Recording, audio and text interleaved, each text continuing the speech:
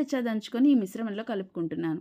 కొద్దిగా ఇది flavour enhance అవుతుంది, అందుకని కొన్ని చెప్పాను కదా. ఒక గిన్నె నూనె అందులో పోసాము, ఒక గిన్నె నూనె ఈ మిశ్రమంతో కలుపుకుంటున్నాము.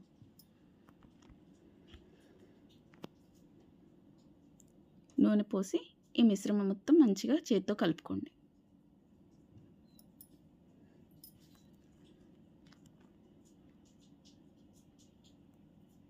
నేను ఒకేసారి పోయకుండా కొద్ది కొద్దిగా పోస్తూ కలుపుకున్నాను. ఉండలు లేకుండా మంచిగా కలుపుకోండి.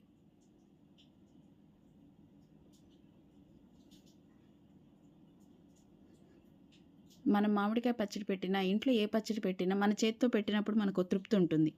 ఇంట్లో పిల్లలు, ఇంట్లో వాళ్ళు బాగుంది అని చెప్తే ఆ సాటిస్ఫాక్షనే వేరే లెవెల్లో ఉంటుంది.